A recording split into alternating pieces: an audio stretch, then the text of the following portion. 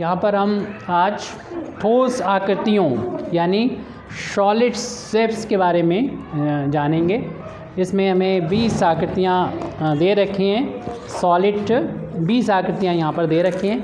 इनको एक एक करके हम जानेंगे। जैसे कि हमने पहले से लिख रखा है कि ये आकृति जो है जिसमें लंबाई, चौड़ाई और ऊंचाई इनकी अलग अलग होती है, वो क्यूबॉइडल कहलाते हैं। जैसे हम देखते हैं कि जूता लेके आते हैं, जूते का डब्बा होता है तो वो भी क्या होता है, क्यूबॉइडल होता है। और हम अपना जो रूम देखते हैं तो उसमें भी लंबाई, चौड़ाई, ऊंचाई अलग होती है, ये भी क्यूबॉइडल होता है।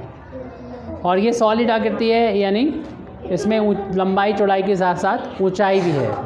तो इसको हम लोग क्यूबॉइडल को, अगर हम इस आकृति को बोलें तो वो उसे क्यूब बोला जाएगा, क्यूबॉइडल बोला जाएगा।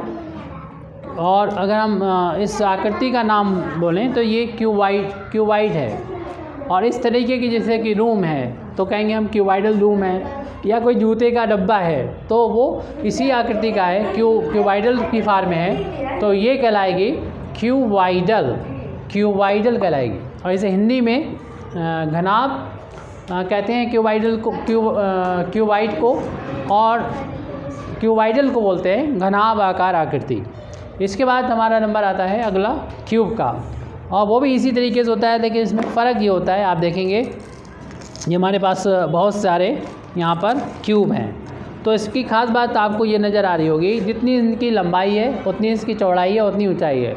ये आपने तब भी देखा होगा जो लूडो का जो पासा होता है, तो उसमें भी हम लोग देखते हैं कि लंबाई, चौड़ाई, ऊंचाई आपस में बराबर होती है। या ऐसा कोई कमरा हो जिसकी लंबाई, चौड़ाई, ऊंचाई बराबर हो, उसे भी हम लोग क्यूब बोलते हैं, और इसे हिंदी में घन बोलते हैं। अगर इस आकृति के बारे में बताएं कि किसी की आकृति इस क्यूब जैसी है तो उसे बोलेंगे क्यूबिकल बोलेंगे, और इसे हिंदी में घनाकार बोलेंगे।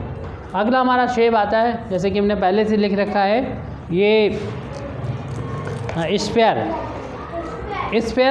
जैसे कि हमारी गेंद होती है वो स्फेरिकल होती है, और इस आकृति को हम स्फेयर बोलते हैं। और स्फेयर को हिंदी में गोला कहते हैं, यानी गोलाकार कोई आकृति है। गेंद हमारी गोलाकार होती है, तो ये गोल आकृतियों के बारे में हम लोग जानते हैं। ये सभी अभी जो हमने आकृतियाँ बताई हैं वो ठोस आकृतियाँ हैं, यानी सॉलिड शेप्स हैं।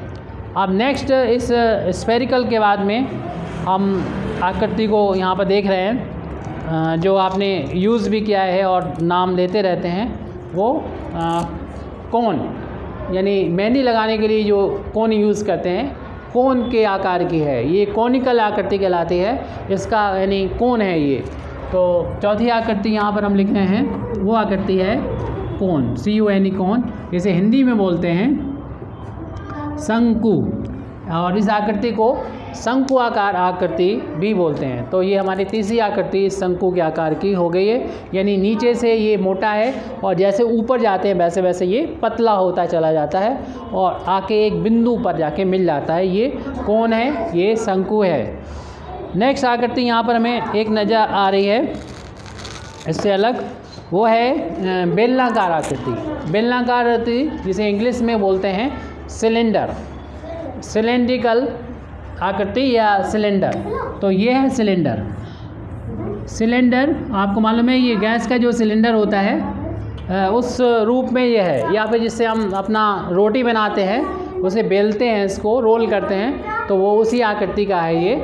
इसे सिलेंडर बोलते हैं, और हिंदी में इसे बेलन बोलते हैं, हिंदी में इसे बेलन करते हैं। और जिसकी आकृति इस तरीके की होती है उसे हम बोलते हैं सिलेंड्रिकल शेप, या कहेंगे बेलनाकार आकृति।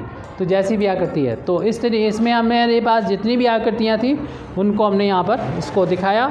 सारी आकृतियाँ हो गई हैं, यानी हमारी ये 5 तरह की यहाँ पर आकृतियाँ हैं इस 20 में। जैसे कि हमने बोला था रिपीट हो गई, जैसे कौन है यहाँ पर तो हमें 2 नज़र आ रहे हैं, ऐसे यहाँ पर कौन जो है वो 2 हैं, तो इस कौन को हम लिख रहे हैं कौन है 2।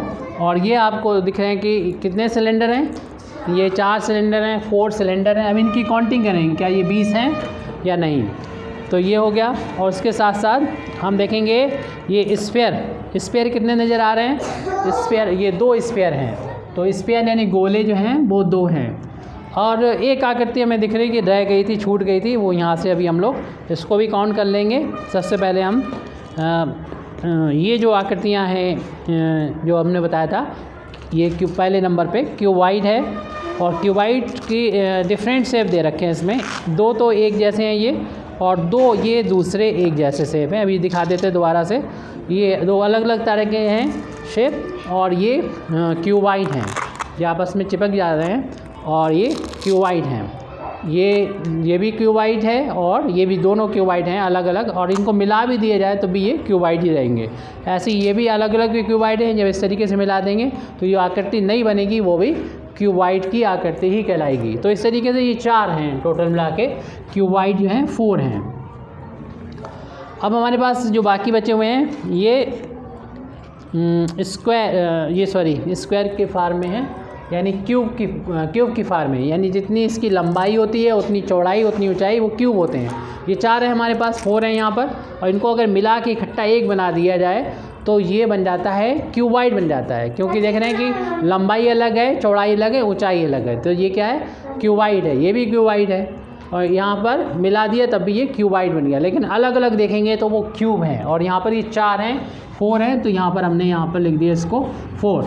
तो अभी तक हमारे पास ये हो जाएंगे, यहाँ तक 10 और 6 16 हो गएंगे, 16 हो जाएंगे। इसका मतलब 4 और कुछ बाकी हैं, क्योंकि पूरी आकृतियाँ बताई गई थी पहले 20 हैं। क्योंकि हमने देखा ये इस तरीके से, जैसे अभी एक बच्ची ने बताया ये पेड़ा है।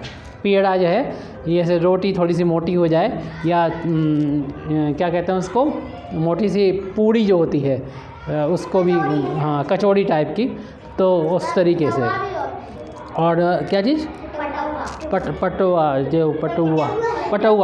होता है। तो ये जो एक तरह की डिस्क समझ लें, मतलब ये है तो एक 3 डायमेंशन, क्योंकि इसमें मोटाई भी है तो ये सर्कुलर डिस्क है। ये सर्कुलर डिस्क है क्योंकि इसकी मोटाई भी है, इसे सर्कुलर डिस्क बोलेंगे। तो ये सर्कुलर डिस्क है। तो इसका नई आकृति आ गई यहाँ पर,